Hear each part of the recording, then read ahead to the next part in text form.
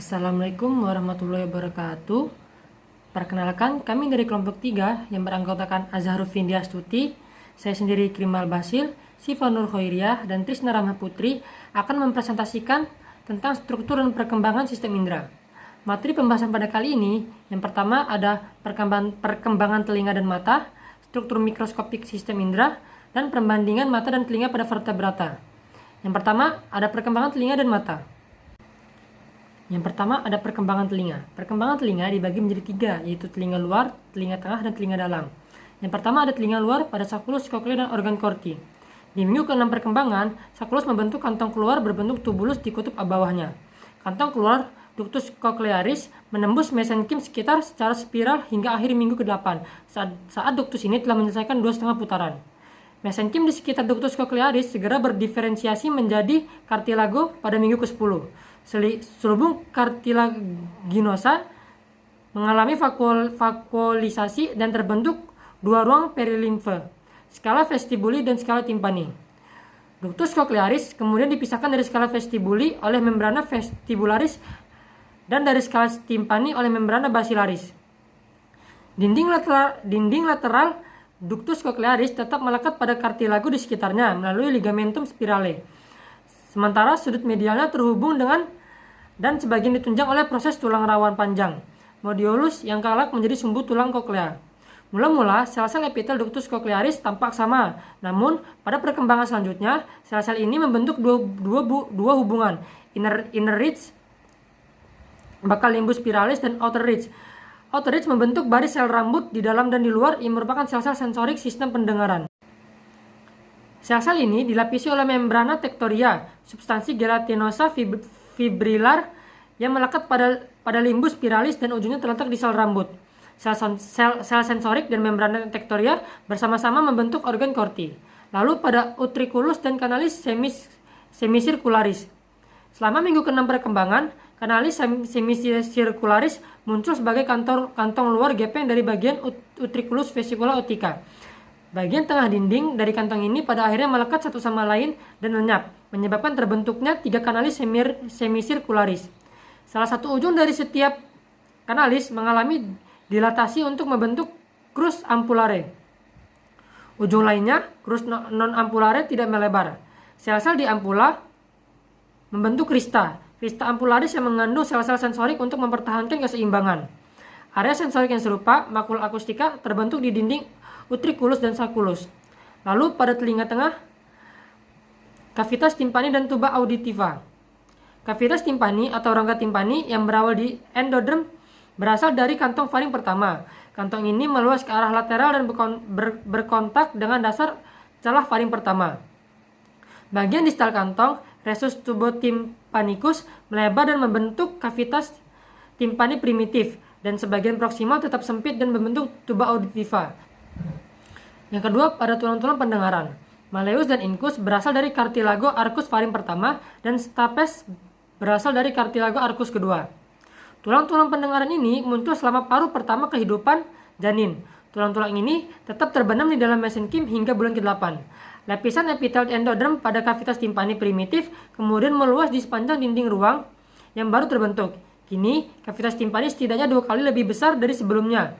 Saat tulang-tulang pendengaran terbebas sepenuhnya dari mesenkim di sekitarnya, epitel endoderm menghubungkan tulang-tulang tersebut ke dinding rongga seperti mesenterium. Ligamentum penunjang tulang-tulang pendengaran ini terbentuk kemudian di dalam mesenterium ini. Selama masa kehidupan janin tahap lanjut, cavitas timpani meluas ke dorsal melalui vakuolisasi jaringan sekitar untuk membentuk antrum timpani.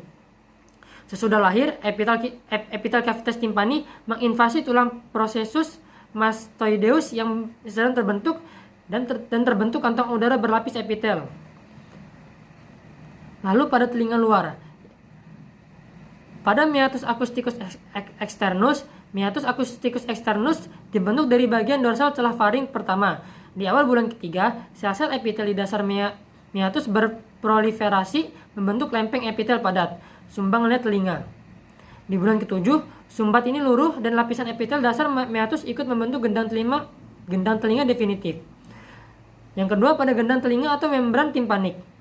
Gendang telinga dibentuk dari lapisan epitel ektoderm di dasar meatus acousticus, lapisan epitel endoderm di kavitas timpani, dan lapisan intermediate jaringan ikat yang membentuk stratum fibrosum. Lalu pada auricula. Auricula atau daun telinga dibentuk dari 6 proliferasi mesenkim di ujung dorsal arkus faring pertama dan kedua yang mengelilingi celah faring pertama. Selanjutnya ada perkembangan mata. Yang pertama, ada cawan optik dan vesicula lentis. Mata mulai tampak pada mudigah berusia 22 hari sebagai sepasang alur dangkal di samping otak depan. Seiring penutupan tabung saraf, kedua alur ini membentuk kantong luar di otak depan, yaitu vesicula ophthalmica atau optic vesicle. Kedua vesikula ini bersentuhan dengan ektoderm permukaan dan menyebabkan perubahan ektoderm yang diperlukan untuk pembentukan lensa. Kemudian, dengan segera vesikula ophthalmica mulai mengalami invaginasi dan membentuk cawan optik berdinding ganda. Invaginasi tidak terbatas pada bagian tengah cawan optik, tapi juga melibatkan sebagian permukaan inferior yang membentuk fisura choroidea. Pembentukan fisura ini memungkinkan arteri hyaloidea mencapai ruangan dalam mata. Selama minggu ke-7, bibir-bibir fisura choroidea menyatu dan mulut cawan optik menjadi lubang bulat, yaitu bakal pupil. Sel-sel ektoderm permukaan yang pada awalnya menempel dengan vesicula ophthalmica mulai memanjang dan membentuk plakoda lentis. Plakoda ini kemudian mengalami invaginasi dan berkembang menjadi vesicula lentis. Yang kedua, pada retina, iris, dan corpus ciliare. Perkembangan lapisan dalam saraf cawan optik berlangsung lebih rumit. 4/5 bagian posterior pars optica retinae mengandung sel-sel yang membatasi ruang intraretina yang berdiferensiasi menjadi elemen reseptif cahaya, sel batang rod, dan sel kerucut. 1/5 lapisan dalam bagian anterior, yaitu pars ceca retinae, tetap memiliki ketebalan satu lapis sel. Bagian ini kemudian terbagi menjadi pars iridica retinae yang membentuk lapisan dalam iris dan pars ciliaris retinae yang ikut serta membentuk corpus ciliare. Pada orang dewasa, iris terbentuk oleh lapisan luar yang mengandung pigmen, lapisan dalam cawan optik yang tak mengandung pigmen, dan lapisan jaringan ikat yang kaya akan pembuluh darah dan mengandung otot-otot pupil. Yang ketiga, pada lensa. Segera setelah pembentukan vesicula lentis, sel dinding posterior mulai memanjang ke arah anterior dan membentuk serabut panjang yang secara bertahap mengisi lumen vesikula. Pada akhir minggu ke-7, serabut lensa primer ini mencapai dinding anterior vesicula lentis, namun pertumbuhan lensa belum selesai pada tahap ini karena serabut-serabut lensa baru terus ditambahkan ke inti sentral tersebut.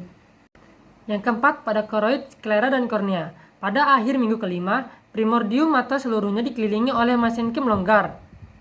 Jaringan ini segera berdiferensiasi menjadi lapisan dalam setara dengan diameter pada otak dan lapisan luar setara dengan durameter. Lapisan dalam kemudian membentuk lapisan pigmen yang kaya pembuluh darah yang dikenal sebagai koroid. Lapisan luar berkembang menjadi sklera dan bersambungan dengan durameter di sekitar nervus opticus. Bilik mata depan, kamera anterior, terbentuk melalui vakuolisasi dan pemisahan mesenkim menjadi lapisan dalam di depan lensa dan iris, membrana iridopupillaris, dan lapisan luar yang bersambungan dengan sklera substantia propria kornea.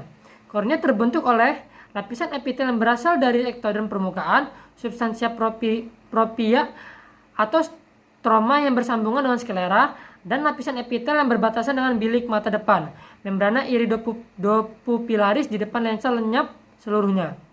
Dan yang kelima, pada corpus vitreum. Di sini, mesenkim membentuk pembuluh darah hyaloid yang selama kehidupan intrauterin menyuplai lensa dan membentuk lapisan vaskular di permukaan dalam retina. Struktur ini membentuk suatu jalinan serabut halus antara lensa dan retina.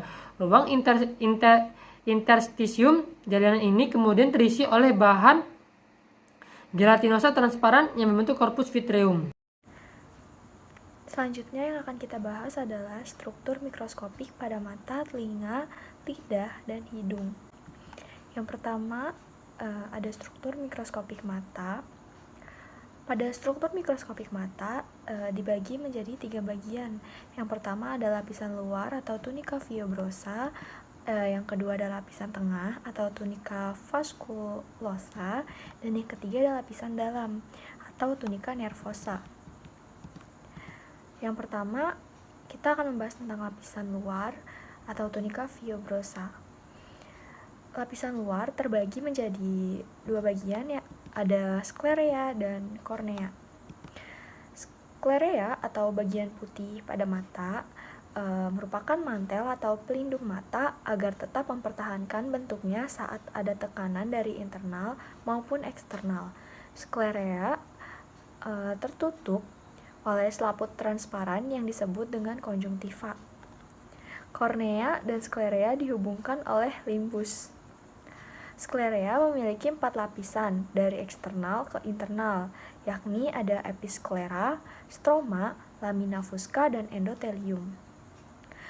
Episklerea adalah permukaan luar sklerea. Lalu ada lamina fusca. Lamina fusca adalah lapisan tipis jaringan ikat berpigmen di permukaan bagian dalam sklerea mata. Lamina fusca ini menghubungkan sklerea dengan koroid.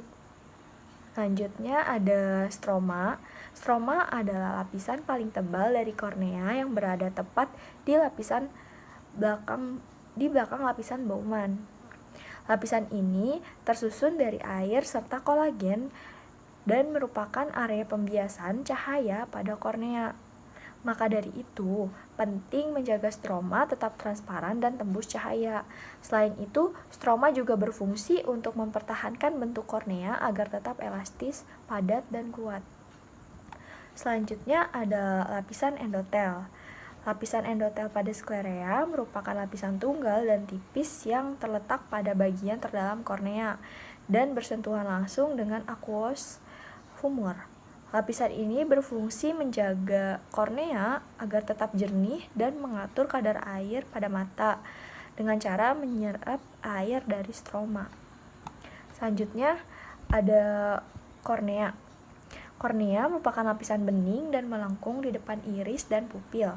Kornea memiliki fungsi sebagai pelindung mata dari infeksi dan kerusakan struktural serta membiaskan cahaya ke lensa dan retina. Kornea terdiri dari 5 lapisan. Yang pertama ada epitel, ada lapisan Bowman, Straumann, membran Descemet, dan endotel kornea. Yang pertama ada epitel kornea. Epitel kornea adalah lapisan multiseluler yang tumbuh cepat dan beregenerasi yang berinteraksi langsung dengan film air mata. Lalu ada lapisan Bowman. Lapisan Bowman adalah lapisan membran dasar subepitel yang melindungi stroma di bawahnya, terdiri dari kolagen tipe 1, laminin, dan beberapa proteoglikan heparan sulfat lainnya. Kemudian ada stroma. Stroma adalah lapisan kornea terbesar. Stroma memiliki serat kolagen yang tersusun dalam pola teratur. Keratosit menjaga keutuhan lapisan ini. Fungsinya adalah untuk menjaga transparasi yang terjadi dengan pengaturan reguler. Selanjutnya ada membran Descemet, lapisan aseluler yang terbuat dari kolagen tipe 4 yang berfungsi sebagai membran basal termodifikasi dari endotel kornea. Lalu ada endotel kornea. Endotel kornea adalah lapisan tebal satu sel yang terbuat dari sel squamosa atau kuboid sederhana. Sel di wilayah ini tidak beregenerasi dan memiliki pompa yang menjaga keseimbangan cairan dan menjaga pembengkakan stroma. Selanjutnya ada lapisan tengah atau tunika vaskulosa. Lapisan tengah terdiri dari 3 bagian. Yang pertama ada iris, ada badan siliar, dan koroid. Iris merupakan daerah berwarna dari mata yang mengelilingi pupil. Fungsinya untuk mengontrol jumlah cahaya yang masuk ke mata. Iris memungkinkan lebih banyak cahaya yang masuk ke mata dengan cara memperbesar atau melebarkan pupil saat lingkungan gelap dan memungkinkan lebih sedikit cahaya masuk ke mata dengan cara mengecilkan atau menyempitkan pupil saat lingkungan cerah. Dengan demikian, pupil melebar dan mengerut seperti apertur lensa kamera saat jumlah cahaya di lingkungan langsung berubah. Ukuran pupil dikontrol oleh aksi otot sphincter pupil atau otot dilator. Iris terdiri dari satu lapisan stroma dengan jaringan fibros vaskular yang berpigmen dan 2 sel epitel berpigmen di bawah stroma. Selanjutnya pupila sphincter dan otot pupila dilator terhubung ke stroma. Selanjutnya, sudut yang dibentuk oleh iris dan kornea mengandung jaringan ikat dengan saluran endotel yang disebut trabecular meshwork yang mengalirkan aqueous humor di ruang anterior ke dalam saluran vena sclem. Dari sini, cairan mengalir ke vena episkleral. Selanjutnya ada badan siliar.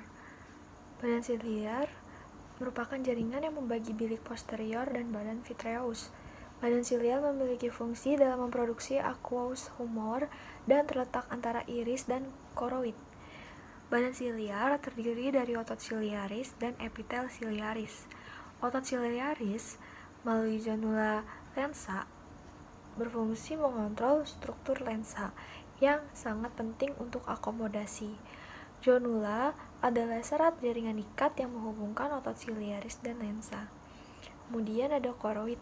Koroid ini terdiri dari jaringan pembuluh padat, jaringan pembuluh darah padat yang berfungsi memasok oksigen dan nutrisi ke bagian luar dan dalam retina. Koroid ini bertempat di jaringan ikat yang longgar.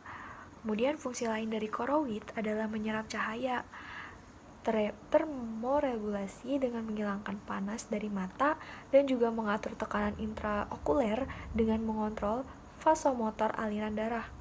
Koroid mengandung banyak pembuluh. Kemudian ada lapisan choriokapilari yang terletak di bagian paling dalam dari koroid dan berfungsi untuk memasok retina. Kemudian ada membran branch, adalah lapisan matriks ekstraseluler yang terletak di antara retina dan koroid, serta memiliki arti penting dalam degenerasi makula terkait usia, di mana akumulasi endapan lemak mencegah difusi nutrisi ke retina. Yang terakhir ada lapisan dalam atau tunika nervosa. Lapisan dalam terbagi menjadi 3 bagian. Yang pertama ada lensa, ada vitreous, dan yang terakhir ada retina. Lensa bertujuan untuk memisahkan ruang berair dan vitreous. Lensa sendiri terdiri dari kapsul luar, lapisan tengah yang disebut korteks, dan lapisan dalam yang disebut nukleus. Kapsul adalah membran basal dari epitelensa yang terletak di bawahnya. Kemudian sel lensa baru berdiferensiasi dari epitelensa dan digabungkan secara perifer dengan tujuan untuk mendorong sel lensa yang lebih tua ke tengah. Kemudian ada vitreous. Vitreous merupakan ruang seperti jeli yang terbuat dari kolagen tipe 2 yang memisahkan retina dan lensa. Selain itu, fungsi vitreous adalah menyumbang tekanan pada bola mata, sehingga bola mata tidak mengempis dan retina tetap menempel pada koroid. Selanjutnya yang terakhir ada retina.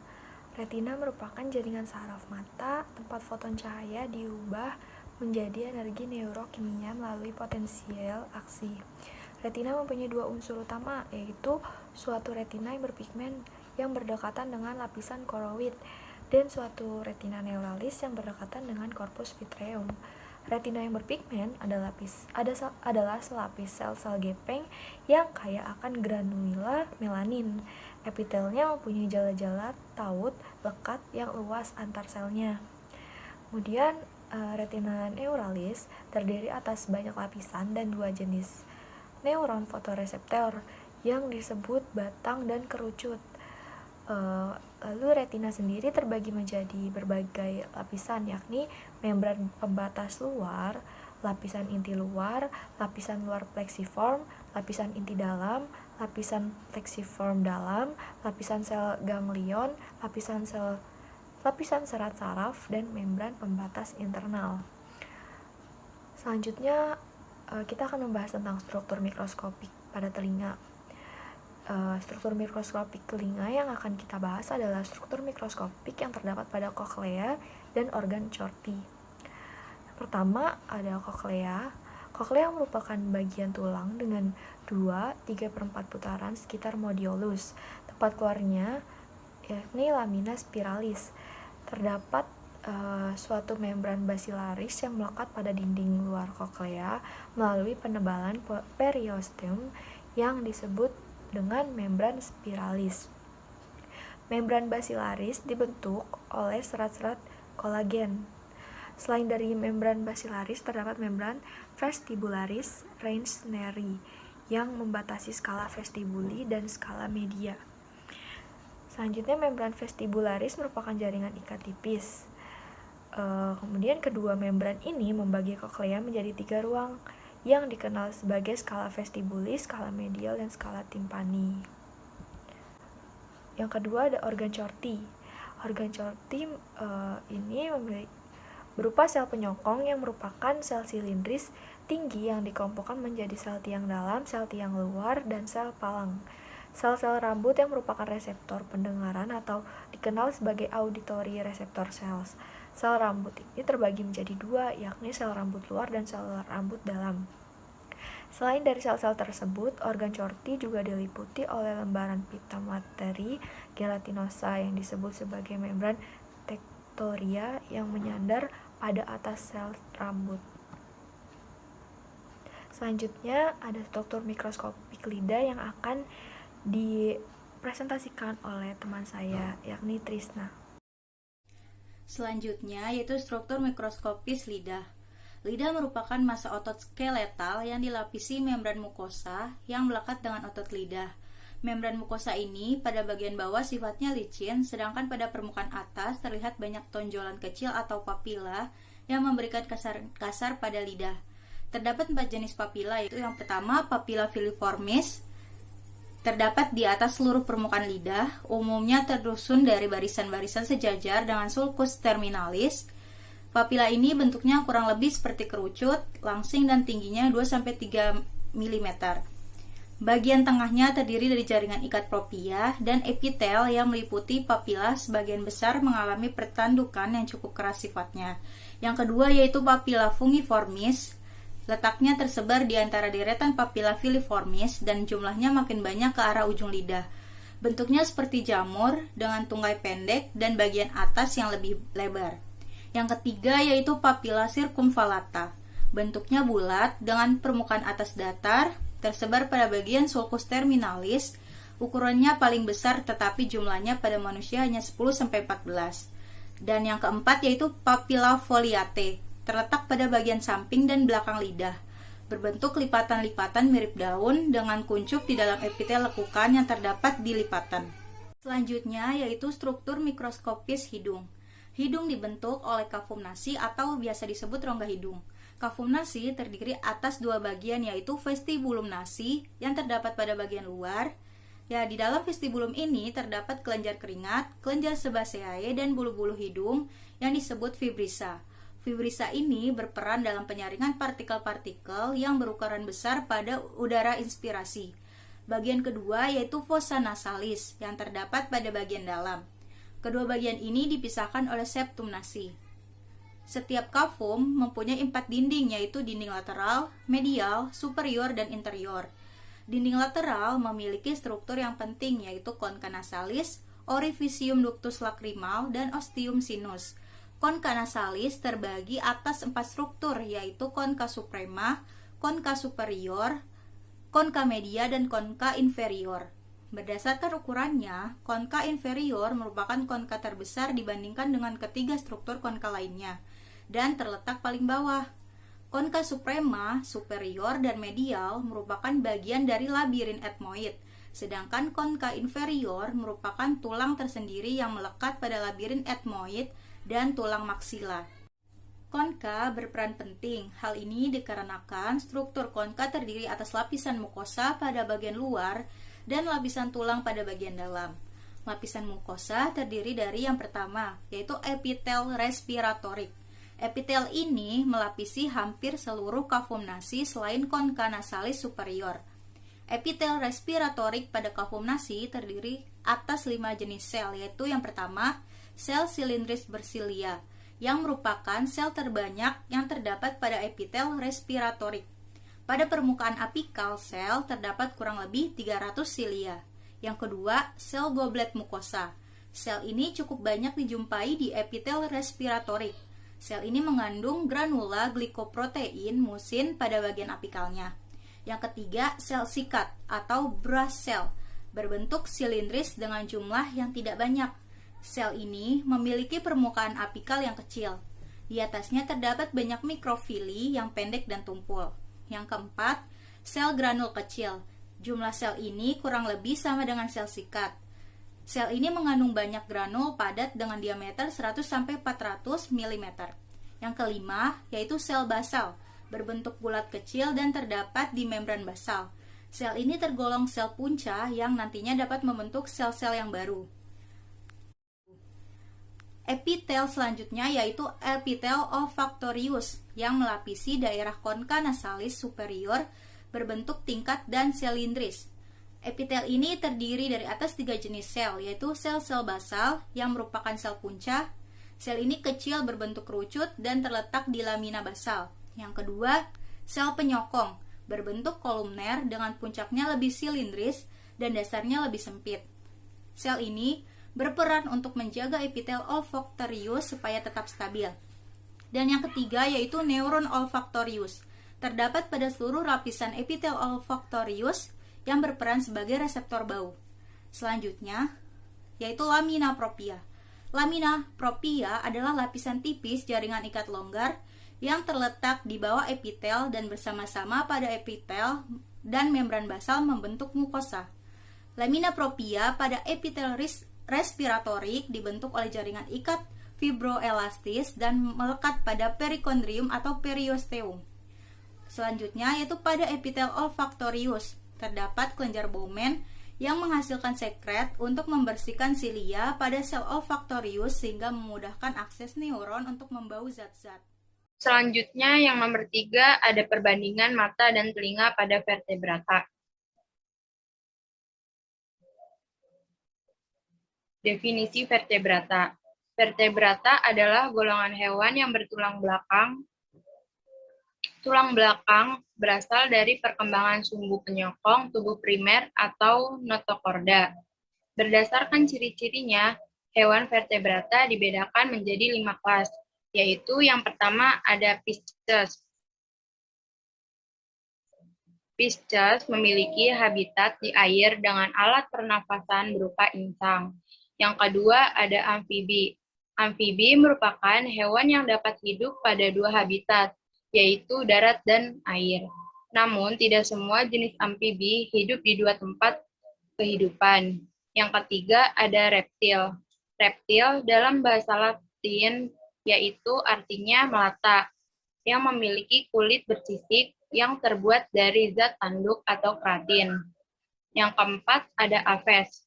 Aves memiliki suhu badan homoiterm atau suhu badan tetap, tidak terpengaruh suhu lingkungan. Yang kelima ada mamalia. Mamalia disebut juga hewan menyusui, karena menyusui anaknya.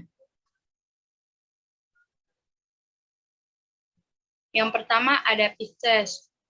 Pisces mempunyai mata yang lebar. Mata lebar itu mungkin hanya jelas untuk melihat dekat, tetapi dapat digunakan untuk mendeteksi benda-benda yang bergerak di atas permukaan air atau darat di dekatnya. Mata terletak di sebelah lateral tanpa dilengkapi dengan kelopak mata. Bagian belakang mata terdapat operculum. Nah, untuk yang telinganya hanya di dalam, tidak ada telinga tengah dan telinga luar. Telinga dalam itu terdiri dari 3 saluran. Yang pertama ada saluran semisirkular dan sebuah otolit untuk keseimbangan. Ikan tidak mempunyai telinga tengah, jadi tidak ada gendang telinga. Oleh sebab itu, vibrasi atau suara diterima dan diteruskan melalui kepala atau tubuh. Yang kedua ada amfibi. Mata hewan amfibi memiliki selapu tambahan yang disebut dengan membrana nictitans yang berfungsi pada saat menyelam. Mata amfibi juga memiliki lensa mata tetap dan tidak berubah kecembungannya untuk jarak pandang yang relatif jauh. Mungkin berpindah maju ke depan saat melihat objek yang dekat dengan akomodasi otot-otot lensa yang mengecil. Untuk telinganya, ada berbagai macam alat pendengaran pada amfibi. Salamander dan golongannya tidak punya pendengaran tengah. Meski salamander dipercaya dapat mendeteksi vibrasi, katak dan kodok mempunyai pendengaran tengah dan gendang telinga. Suara ditransmisikan dari gendang telinga melalui lubang timpani ke telinga dalam, melewati sebuah tulang yang disebut dengan columella. Yang ketiga ada reptil. Beberapa jenis reptil memiliki alat pendengaran dan ada yang dilengkapi telinga luar ataupun yang tidak. Pada beberapa jenis lainnya, alat pendengaran tidak berkembang. Mata pada reptil ada yang berkelopak dan ada yang tidak memiliki kelopak mata. Kelopak mata pada reptil ada yang dapat digerakkan dan ada yang tidak dapat digerakkan, dan ada juga yang berubah menjadi lapisan transparan. Nah, untuk yang telinga, hewan reptil ini memiliki alat pendengaran dan alat indera yang baik. Tapi yang mempunyai lubang telinga luar hanyalah kelompok buaya dan kadal. Sama seperti hewan melata lainnya, reptil memiliki alat indera yang digunakan untuk mencium bau, mendengarkan suara, serta melihat sekitaran ataupun mangsanya. Lubang telinga yang dimiliki oleh reptil jenis kadal biasanya dapat dengan mudah terlihat oleh pandangan manusia tanpa alat bantuan apapun. Yang keempat ada aves. Mata hewan aves atau organon visus dikelilingi oleh kulit yang berbulu, mempunyai ukuran yang cukup besar, terletak di sebelah lateral dari kepala, dan mata dilengkapi oleh iris yang berwarna agak jingga kemerah-merahan. Selain itu, pada mata juga terdapat pupil yang bentuknya relatif besar bila dibandingkan dengan besarnya mata. Sedangkan membrana nistitan terdapat pada bagian sudut medial mata yang biasanya dapat ditarik menutupi mata. Untuk yang telinga, pada bagian belakang di bawah kedua pasang mata atau di sebelah dorso caudal dari mata terdapat porus acusticus externus atau lubang telinga luar. Sedangkan membrana timpani terdapat di bagian dalamnya yang berfungsi untuk menangkap getaran suara. Yang kelima ada mamalia. Ciri-ciri khusus hewan mamalia yaitu memiliki mata atau organon visus yang berbentuknya itu besar, yang dilengkapi dengan palpebrae superior dan palpebrae inferior, yang ditumbuhi rambut halus. Membrana nistitan terdapat di pojok dekat dengan hidung dari biji mata atau sering disebut sebagai rica semilunaris. Nah, untuk yang telinga, di bagian belakang mata terdapat auriculae atau daun telinga yang merupakan corong dari porus acusticus eksternal, atau umumnya disebut sebagai lubang telinga luar yang kemudian masuk ke organ pendengaran. Sekian dari kelompok kami, kurang lebihnya mohon maaf. Assalamualaikum warahmatullahi wabarakatuh.